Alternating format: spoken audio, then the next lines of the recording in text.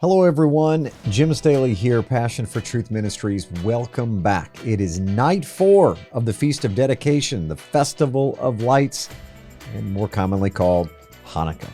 So I know that you're having a great time. That's why you're on day 4 trying to figure out what should I do? Well, I'm just going to give you some ideas like I've been doing every single night. We talked about on day 1 about the light of creation, how it was supposed to be passed down through Adam. Then it went to Noah, and Noah is a phenomenal person to talk about. Lots of different things that you could bring up there. Then we moved over to Abraham. Abraham is a pinnacle of light. He began the whole process again of God reintroducing himself. And you'll see once again, God reintroduces himself again. So night 4 is going to be Moses. Moses is one of the most incredible patriarchs of all of the scriptures, both old and new. He's up there.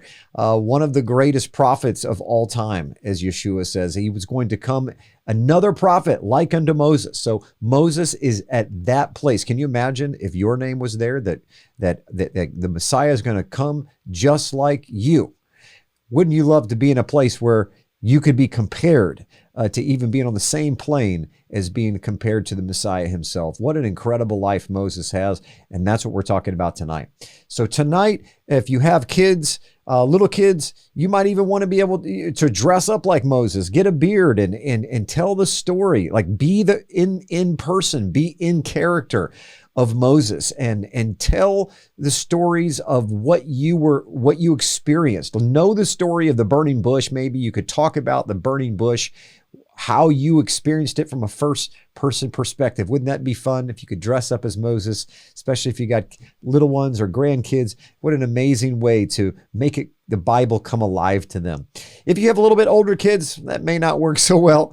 In that case, pull out Exodus chapter 3, I think is where the burning bush story is found, and read the burning bush. Explain how Moses was not a perfect person, that he made a lot of mistakes. We all make a lot of mistakes. It's not about being perfect. It's about what you do when you're not perfect. It's about how do you get back up on that camel and ride again on that horse in today's vernacular. How do we get up out of the dust and rise and have faith that the Father is going to take us where we need to be? That's the story of Moses. He made lots of mistakes, even killed a man, had to flee for 40 years, go through incredible training. And then you get to Exodus chapter 3, where the Father reintroduces himself to his people.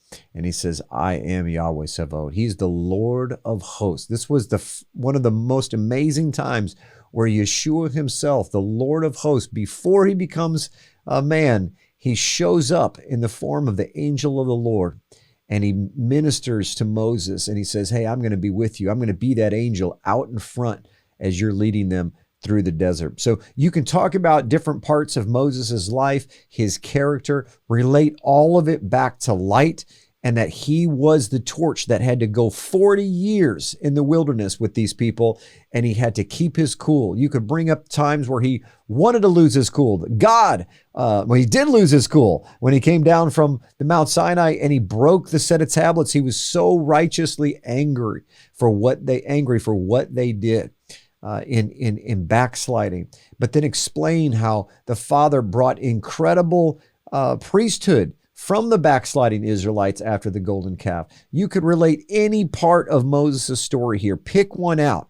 I'm not going to tell you which one you need to do, but you can pick one out and let the story just flow. Let it minister. You can just relate everything back to light. Okay? So that's night 4. Night 4, 4 is really the number of creation. It's the number of the 4 corners of the earth. And it talks about the idea of revolving. And so in the wilderness, you've got the Israelites revolving around the wilderness over and over and over again. And it's just like our own personal lives. The Father desires us to go in a straight line. Man, heck, he would be happy if we went in a zigzag line. But unfortunately, a lot of us end up going around that mountain multiple times before we actually start moving in the right direction. So you can really focus on the mistakes in this night of Moses and the Israelites, but also focus on the fact that they did eventually cross that river and a new generation came up, and you can let them know, let your children, your grandchildren know they are in the JC club. They're in the Joshua Caleb club. They're in that generation, and that torch has got to be, it's got to go across that river, that Jericho is waiting and infuse life into them. One thing that's really important during this time of dedication is to dedicate your children and your family to the Father. Show them the value that they have in the Lord and how much value that God puts upon them and how much you value them. Tell them, anoint them, put your hands on them, anoint them. Take the pattern that Yahweh had when he met Moses, and he spoke right into his ears, looked right into his eyes, and he says, "You are called by my name. You will be called. Moshe, I will send you." He spoke so much life into Moses, and he commissioned him. He gave him mission, and he gave him purpose.